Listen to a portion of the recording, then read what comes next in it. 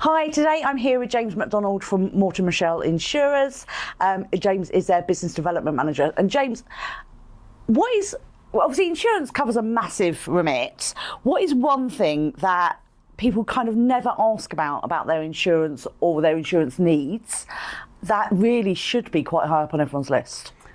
I definitely think that something that I wouldn't say is never asked about, but absolutely isn't asked about as much as it could and should be, I think is cyber insurance. Okay. And yeah.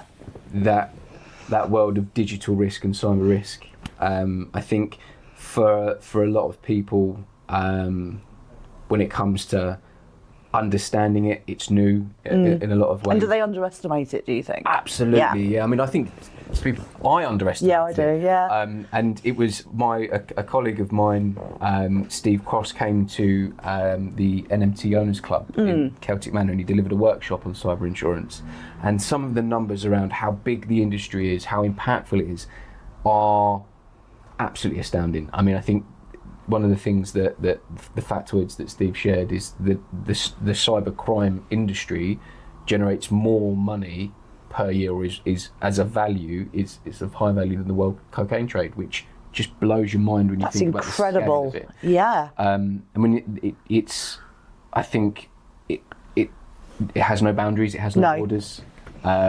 It doesn't require people being physically present. Yeah. It can be done from somebody's bedroom.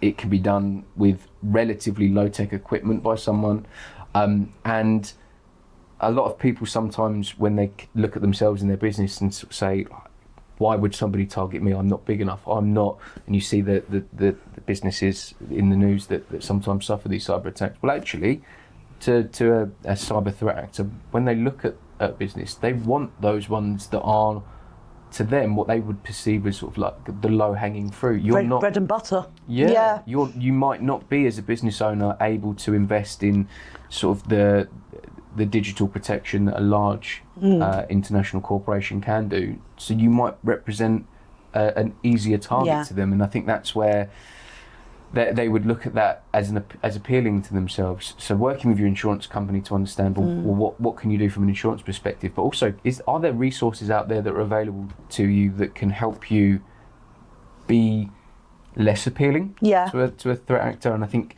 that was one of the things that being cyber conscious. Yeah.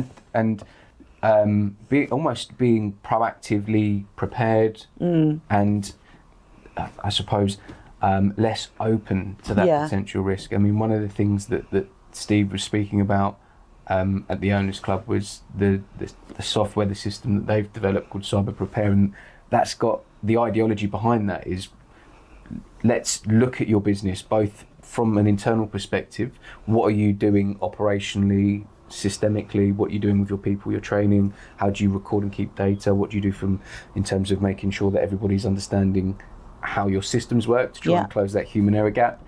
But then also, let's look externally like a threat actor would, and how would they perceive your business, and where would they see the chinks in the armour to expose, and then providing to you as a business owner a series of recommendations and suggestions for how to close those gaps.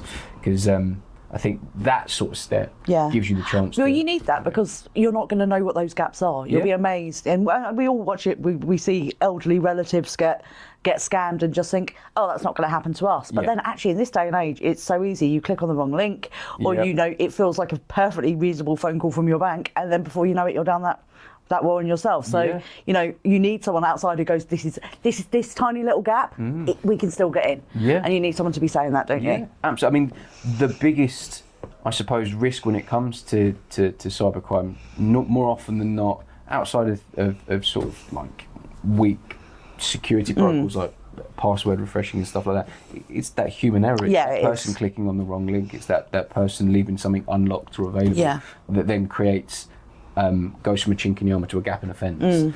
And I think that cyber is something that, given the way that the world is moving from a digital perspective, you're looking at technology, digitalisation being everybody's bread and butter for now, and that kind of integration of technology into business just continuing to increase. I think cloud-based is something that 10 years ago nobody knew what it was. If I said I've got a cloud-based business, you'd have been like, you work in the Sky, Jen?